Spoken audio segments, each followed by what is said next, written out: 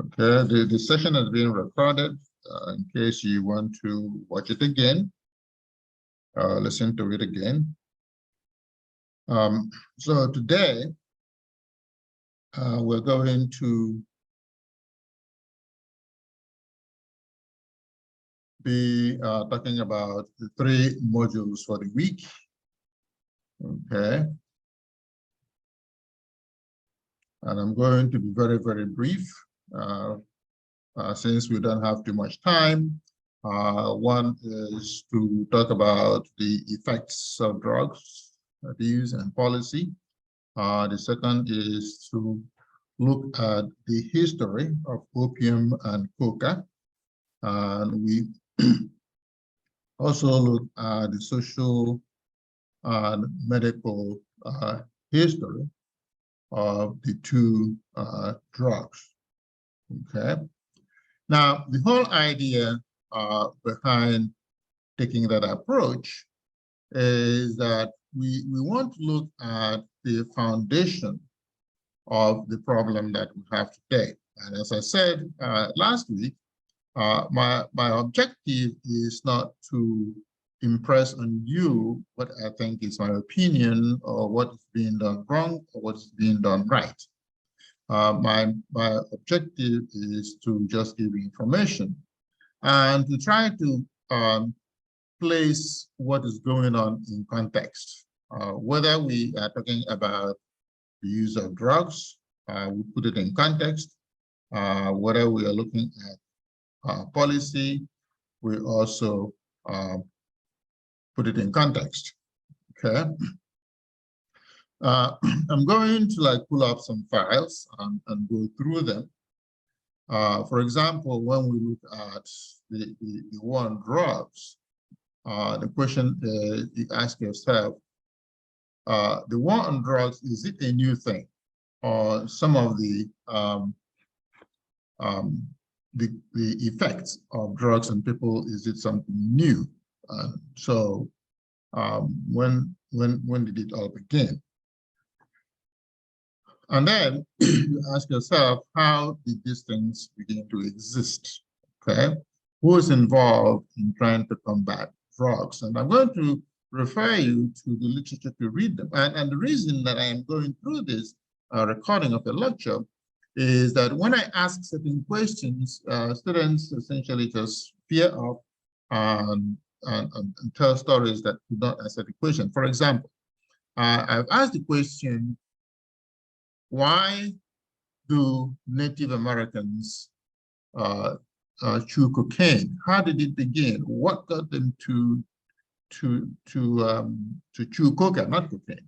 What got them to chew the coca leaf? How did it originate? And students veer off and tell me about where coca is grown, how it is grown. It's grown in the mountains, and so forth and so on. And I'm saying does not answer the question.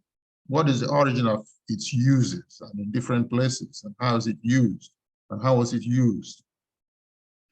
And if you read the assigned reading, the literature, you will see the answers, and they're very simple answers.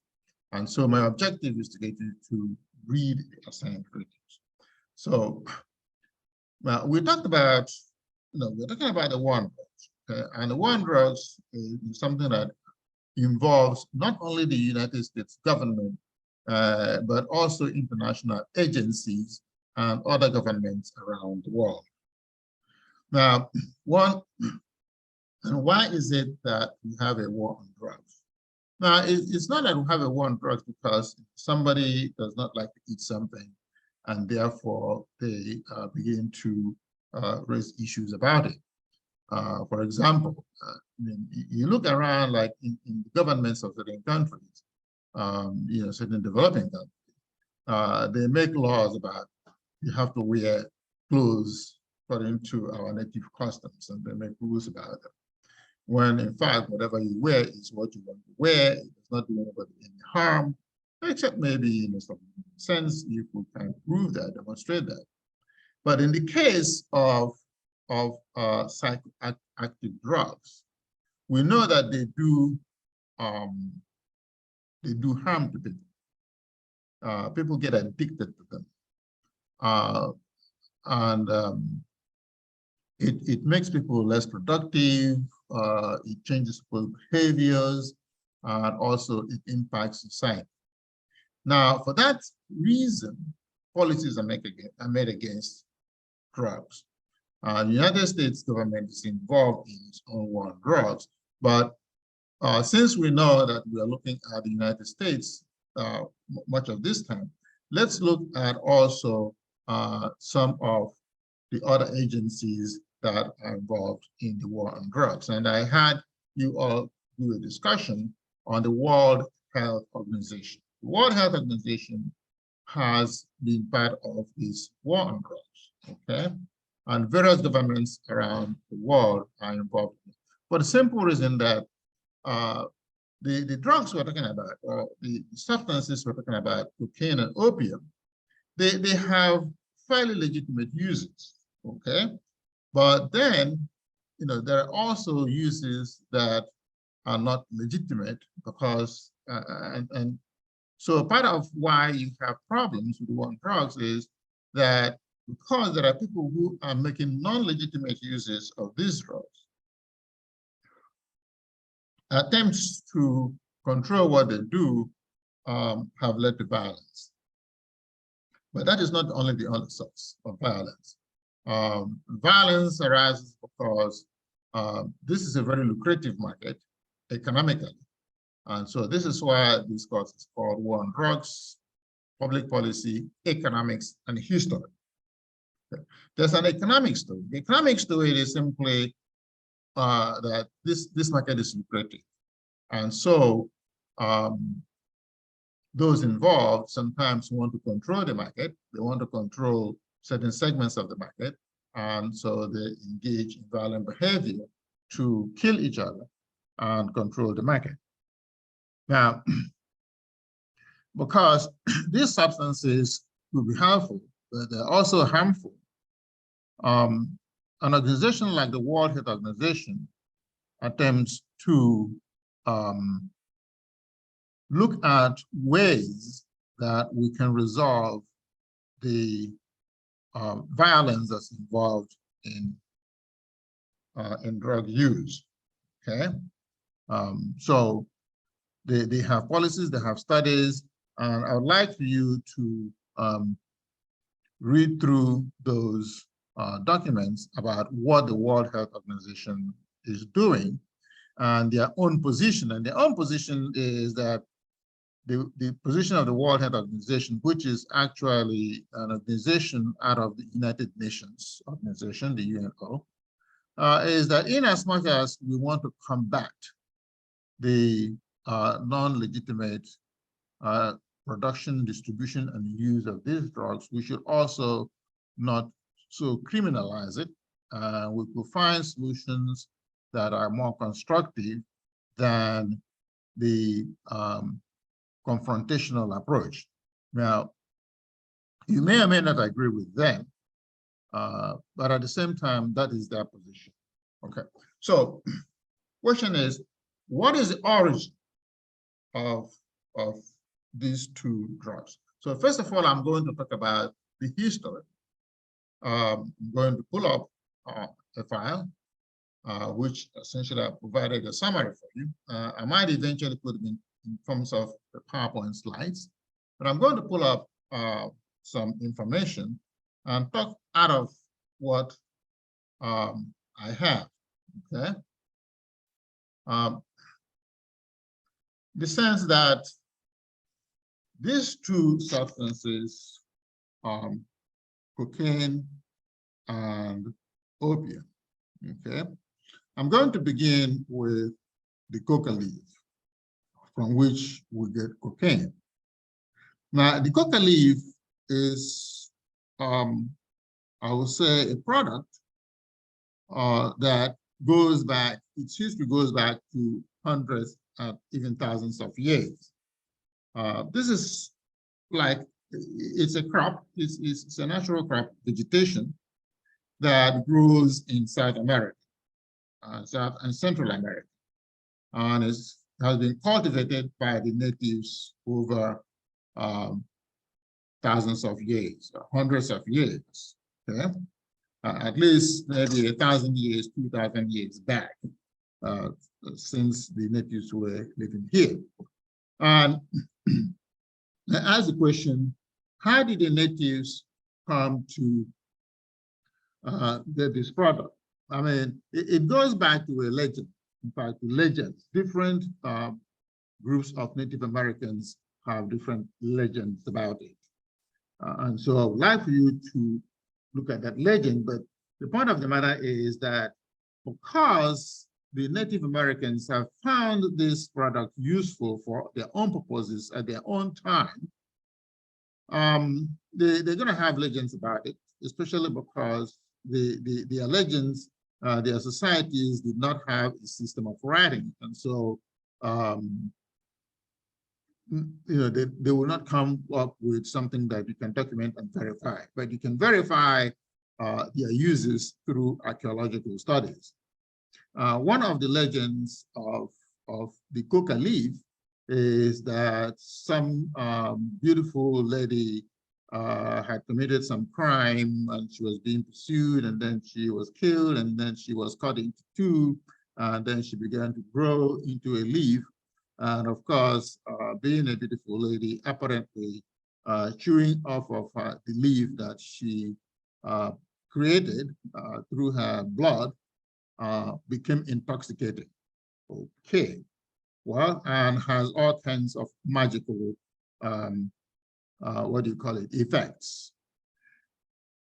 And there are other legends, and I would like to ask, you know, in the next exam, for somebody to identify the other legends, at least one additional legend besides this one about the young lady who was killed and cut into two. Now, the reason I'm telling this story is that many societies, you know, have things and certain origins. The long and short of it is that this coca leaf grows in South America.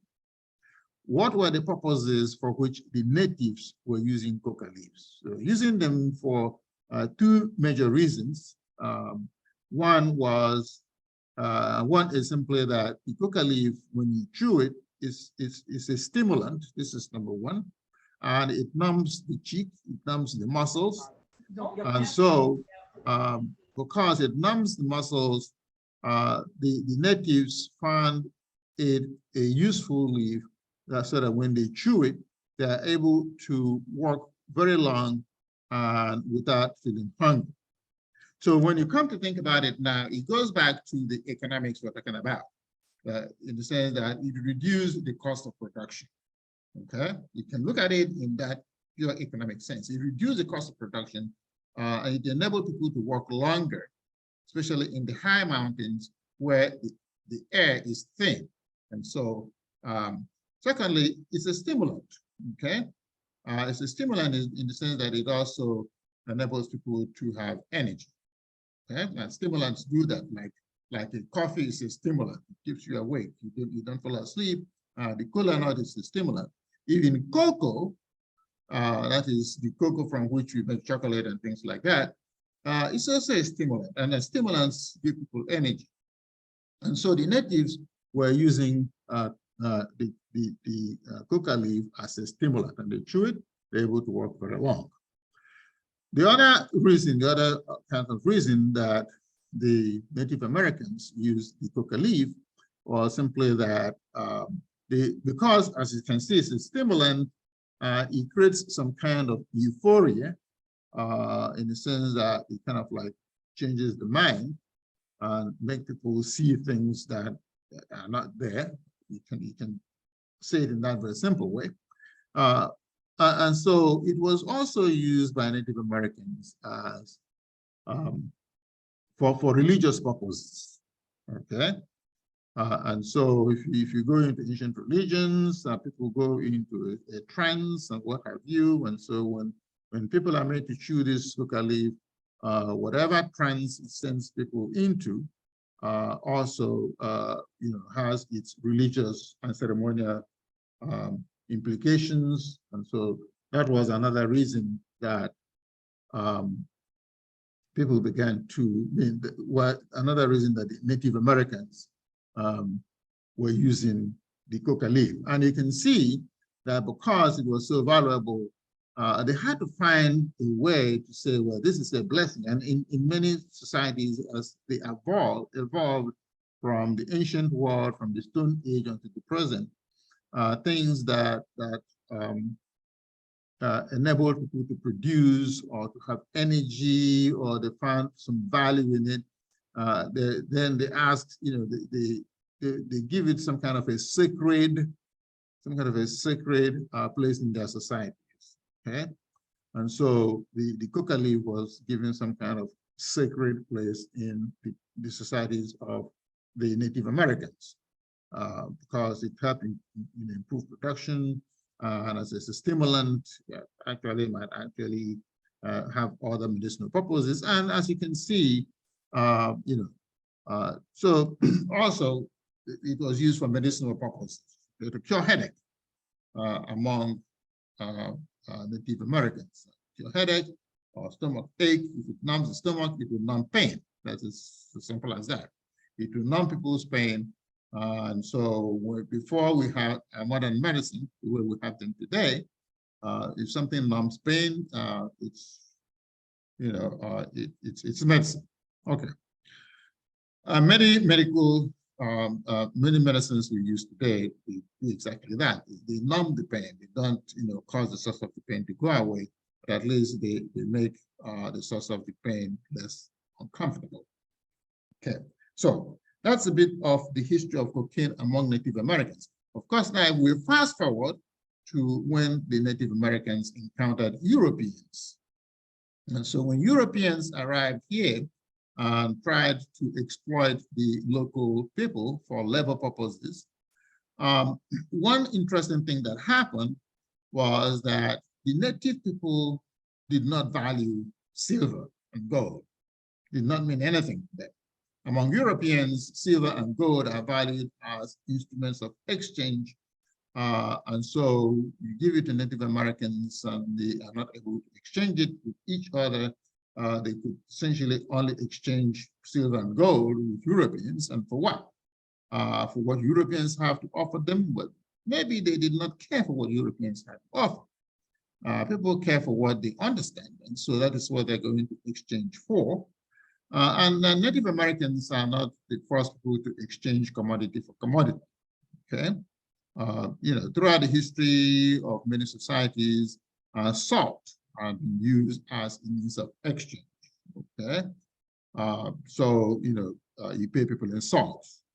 So as a matter of fact, the word in English called salary comes from salt. Okay. Ancient Roman soldiers were sometimes paid salt, and salt in ancient Roman language of Latin is called salarium. And so this is why you get salary. And so salt had quite a bit of big value in European culture and many other cultures. And so the same thing with Native Americans. And so when the Europeans came here and tried to pay them in silver and gold, Native Americans had no use for it. And they discovered the Native Americans preferred the coca leaf. Well, that was good for business. So the Europeans began to pay them in coca leaf, which the Europeans could not care for. But then the Europeans discovered, wow, this is a good idea. You pay these people in their own coca leaf that they understand, then they work more, eat less, and so again, you see the economics of the product. As we were talking about this class, economics, public policy. And so I'm trying to go through economic histories at different stages and what they mean. So the Native Americans were, paid in coca leaf, which they understood, but it was also a win-win for the Europeans. Now, the Native Americans can work longer, can work harder, and you pay them in coca leaf that we do not value, which is the Europeans did not care for it. But then over time, Europeans discovered also that the stimulant in the coca leaf also had medicinal values that they could extract, so they began to extract the cocaine in it. Okay, and besides just extracting the cocaine, they made wine out of the cocaine. Okay, or they spiked wine with the stimulating ingredient in the coca leaf. Okay, and but the cocaine, of course, caused intoxication, but it also was a painkiller in many ways. And so one of the uses, one of the products that came out of the coca leaf was the vin mariani. The vin mariani was just a regular wine. Europeans made out of grapes or whatever they make wine out of, and then spiked further with the cocaine out of the coca leaf, which simply made it more intoxicating, but also was a stimulant and a painkiller. And so it wasn't just that people drank the wine, it was recommended as a tonic to numb pain, to kill pain. So Vin Mariani, which even the Pope endorsed, was distributed freely. So there was a point where cocaine was actually a legitimate product. And where I'm going here is you can see that over time, there was a time when this product was legitimate, when people used it. It was sold like in stores. You could just go and buy it. You did not need a doctor's prescription, and it was perfectly fine.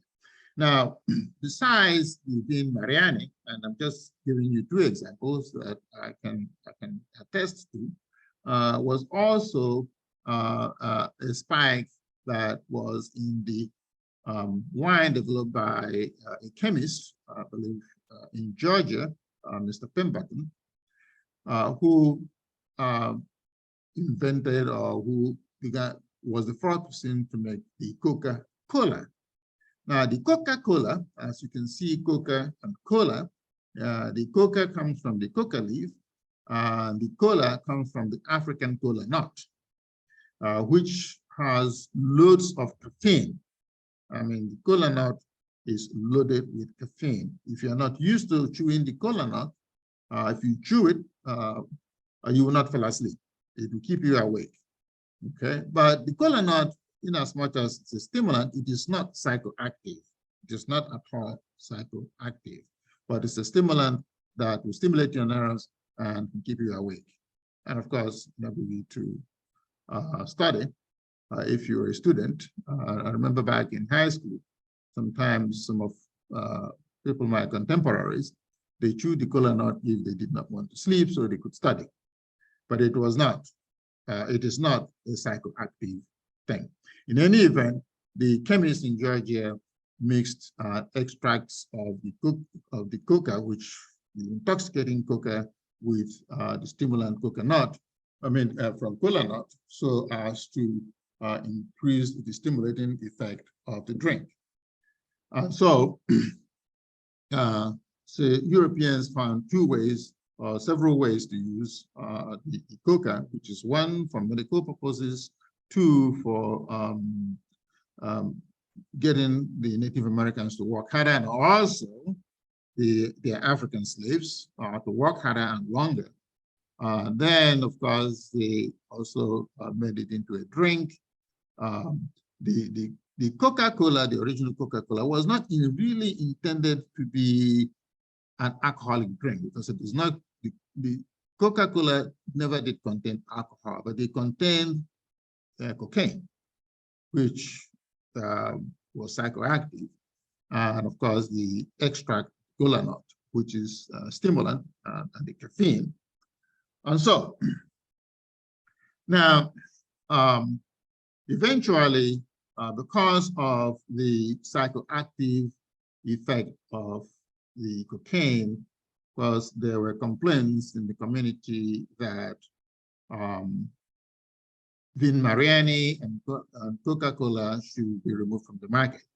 One of the effects, though, let me just backtrack. The government did not quite, was not quite responsive to these complaints, about the effect of the cocaine.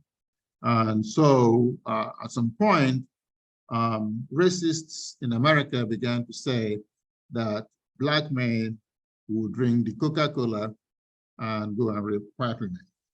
Because as a matter of fact, there was a point where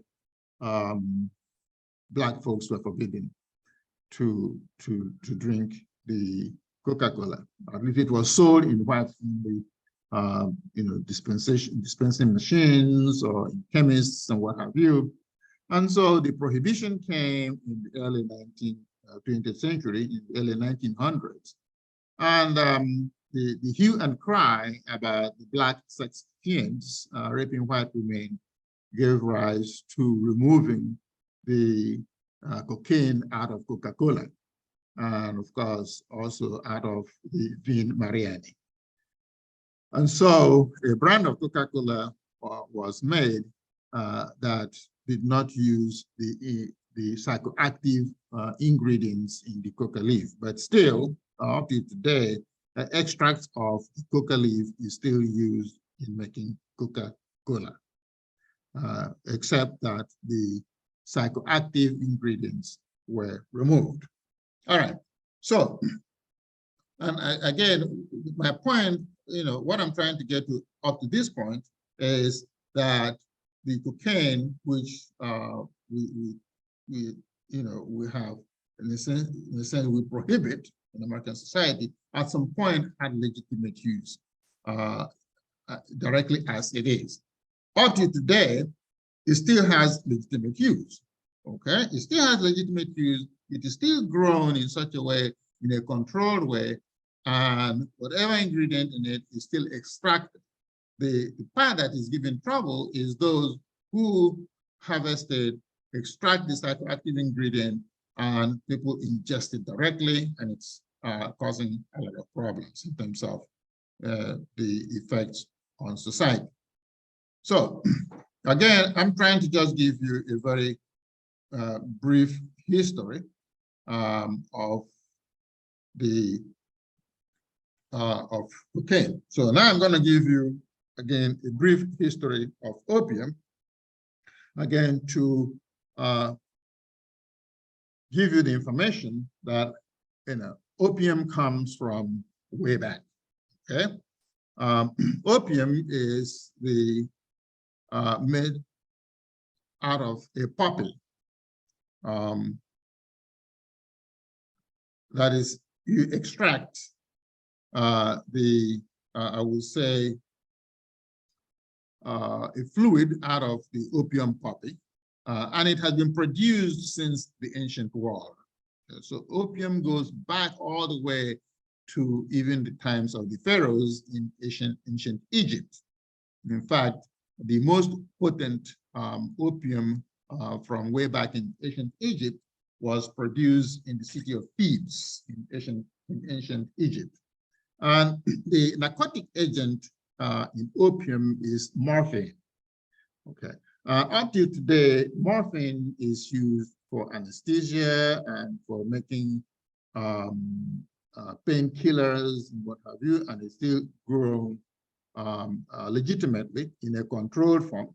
But of course, when something is grown in a controlled form, regulated by government, people also find illegal ways of using it. And that is not unusual. Some cough medications contain stimulants. Young people go and buy them and drink them for the stimulating effect, even though they do not have cough. Now, morphine is used today in anesthesia. That is for surgical purposes. And to use morphine or opium extracts for anesthesia is nothing new. It is absolutely nothing new. All right. Back in the ancient world, again, it was used. It was also addictive way back then. And ancient doctors identified it as something addictive. So it's not new. But in the same way, besides the ancient world and even into the 14th century, in the 15th century, opium was also used as anesthesia, but not in the form that we use it. People were simply fed the opium and they drink it and then they fall asleep. It was used in surgery. One good example that people cite, maybe because it strikes a chord, King Henry V of England, for example, had used it. His doctors had used it in one of his battles, the Battle of Agincourt, 1415, where one of his senior officers, or one of the noblemen, had an arrow shaft in his skull, and an opium poppy was used to provide anesthesia so that a surgeon of that kind of time could extract the arrow shaft out of the skull of one of his noblemen. So that will give you an idea that throughout time, opium has been very, very, very valuable. Nevertheless, it is addictive. Now, over time, in as much as opiums are addictive, governments also at some point were taxing it. And I will talk about it some more in the next week or so. In our next, office hour, to actually go to the roots of today's war on drugs. It did not begin with Richard Nixon's declaration in 1971. That is not the origin of the war on drugs. We can go back to the Opium War, which I will talk about. We can go back to England and talk about the addictive effects and consequences of opium in society and how laws against the use of opium evolved and developed from England until modern times.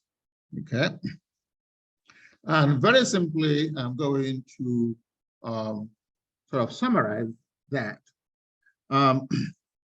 Opium became very, very lucrative as an item of trade. And to talk about the very first, at least in my view, one of the earliest, let me not say the first, one of the earliest national policies on the war on drugs began in China. And this is what essentially happened. The opium, something that people smoked or drank, whatever way ingested it, was very popular among ordinary people. And so in China, it was very, very popular. And the Chinese people were using it in their communities, and it was really having a bad effect on society because, as you know, as a stimulant, as an addictive ingredient, people will not go to work, people will, pass out. And so the population was being weakened. And so the Chinese, and this opium was introduced to the Chinese through the British and through other sources like in India, from India, and the Indians made a lot of money out of it. And the Chinese simply said, no, you cannot import opium among our people. Okay? And so they tried to prohibit it, but the East Indian Company of England tried to impose it. And so there was war, which is what we call the Opium War. And there were two Opium Wars, one in 1839 and one in 1865. And so what happened then was that the British people loved their tea, so they used to import tea from India. Now, that really caused them to have a foreign exchange depletion. That is, it depleted their foreign exchange. And in those days, international trade was essentially done with gold and silver as the instruments of exchange, as the mediums of exchange. And so the British were losing a lot of silver and gold for the importation of tea. And so, given that the Chinese were addicted to opium, and so what happened was the British then began to export opium to the Chinese, which, of course, the Chinese paid in gold and silver, which now the British used to pay for their tea from India. And so it was lucrative for them. And so the Chinese said, but you are destroying our society. You are destroying our community, you are destroying our peoples. And they said no. And so the British argued that the Chinese government was an obstruction to free trade. So for them, the issue was free trade. And so the Chinese must allow free trade. Because at some point, a treaty was signed to allow free trade through certain ports in China. Okay? Nevertheless, the Chinese were adamant. They tried to continue to prohibit opium, and the Second War ensued in the 1860s, and I believe it was 1865, a little after 1865. And so this is how you have the two opium wars. Of course, to circumvent Chinese prohibition, the British officials, they paid bribes, they used force until eventually the British won. So if you think about war on drugs, you can say at least one of the earliest examples is the Opium War that ensued between England and China. Now, in as much as the Chinese confronted the British over this and it gave rise to war, but even in England itself, opium was produced because this thing was so lucrative that even in parts of England, opium was produced in the middle of the 19th century. Just about the time of this Opium War, there were parts of England where some variety of opium was produced, and it was distributed, the ingredients, the extract, and of course, the formulations from opium as a painkiller was freely distributed in stores, in chemists, and what have you. And now, one of the things that went wrong was that the working class people, the middle class people, people that worked in factories, those days, people worked in factories.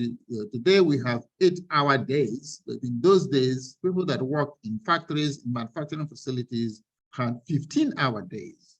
I mean, you come to work at 8 a.m. in the morning or 7 a.m. in the morning, and you will not leave until about 10 p.m. at night. So if you have worked 8 hours shifts in any kind of strenuous facility, think about 15 hours. And so when people get exhausted, get tired, and so they would ingest this opium and simply fall asleep. But worse yet, nannies, babysitters, also fed this opium to babies to keep them calm so they would not cry. And of course, young people were also using opium for recreation. Again, that gave rise to complaints by parents and the general society that this thing was wrong and so should be abolished. So laws were passed in England to prohibit the free distribution of opium. So again, and I'm saying in the 19th century. Now, there are other stories about opium in the 19th century.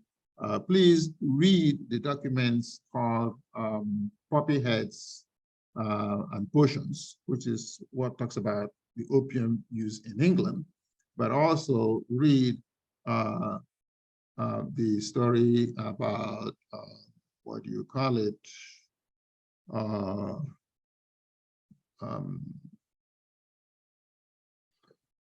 I'm going to recall the name of the article, Xanadu, okay? About Xanadu. So I've asked questions about that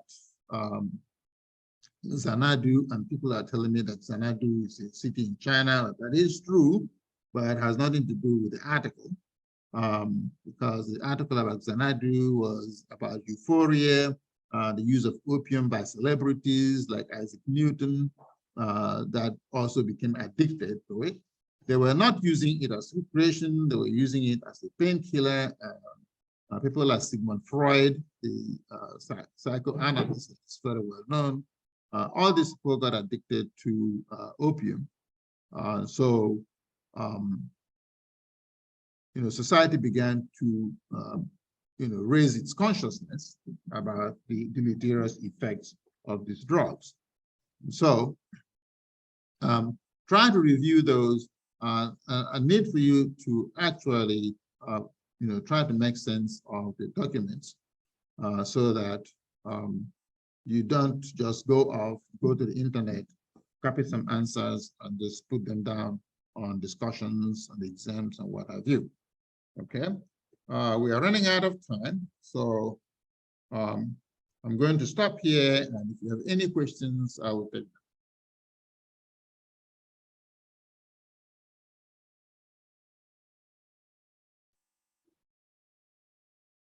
Any questions? Hearing none. So do we then end the discussion? Professor? Yes. I actually just have one quick question because I was a little bit confused. Okay. In this assignment where it asks, according to the article, or according to the author of economic histories of the opium trade, which countries derived revenues from the opium trade? So it's not for you to answer the question, but I know you touched on China and you mentioned the opium war between China and England. So I was a little bit confused. I wasn't sure whether China derived revenues because it said it was grown or produced in China primarily for consumption. No, the Chinese government, of itself, was totally against opium and did not derive revenues from it. But the governments of, say, India, and England and Holland derived tremendous revenues from the distribution of opium in international trade. These were the main countries that derived revenues. They taxed the importation of opium. They made a lot of profit out of it. As a matter of fact, the mere fact that the Chinese people were being devastated as a result of the consumption of opium, the Chinese government did not, as a matter of moral principle, try to derive revenues from it. Now, Chinese officials, as individuals, of course, helped the British East Indian Company to circumvent the prohibition to import opium into China. They took bribes. They themselves individually, as individuals, also find a way to smuggle the opium because they made their profit, but not the Chinese government. I have not read anywhere where the Chinese government made any profit out of it. Now, the question is that, again, when you think about the war on drugs, it's not just, that people said, okay, this is devastating our community, and so why should we, allow people to be using it, or we should prohibit it. But people in England and in Holland also began to question, why is it that our governments are taxing this thing? This is something that is causing a lot of harm. The government should not derive its revenues from it. Something that is causing a lot of trouble. Why should government be deriving revenues? And huge revenues were being derived out of this. At some point, like in Holland, if you read the history, the economic history of opium, the document that we have there, derived pretty close to 1/3 of its budget out of the taxing of opium trade. And so people question, why would our governments derive income out of something that is destroying, that has this kind of destructive power? And so now you can put that in the context of, proposition on the war on drugs today, that if cocaine and opium and all the other drugs are legitimized, the government can derive tax revenues from it. Now, what we can do today is totally different from what was being done then. Because if you look at today, the cannabis industry is not encouraging anybody to go and extract raw opium and sniff it the way it was done, the way it has been done. That's giving rise to issues on the war on drugs. They are making things out of cannabis, that's out of marijuana, but not out of opium or out of cocaine. Opium and coca, as cocaine are still being used legitimately for making medication, but not where you can actually distribute it. Because you have something like codeine. Codeine comes out of opium, okay, and it is still addictive.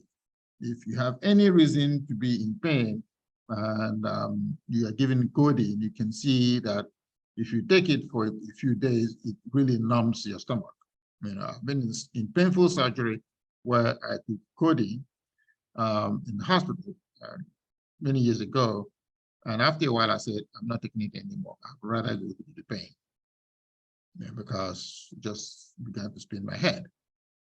Okay, I'm telling you from a personal example. Even today, people will tell you, if you're taking anything that is codeine, you should be very careful because you get addicted to it.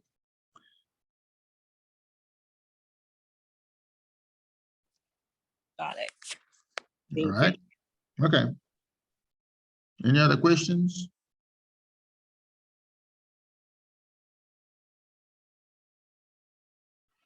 All right. Hearing none, please review the documents, read them very thoroughly, watch the videos, and answer the questions properly. And when I say the exams are going to come straight out of those out of the documents and the videos that are assigned in the class. Because that's the only way I can ensure that people just don't go on the internet and lift things and just throw them there, and you see no connection between what they have and the patient is. All right? With that being said, you mentioned the exams, Professor. Are the exams multiple choice questions or it's written? No multiple choice.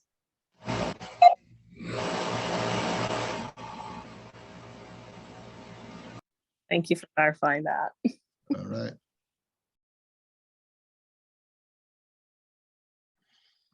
Okay. Everybody have a nice evening.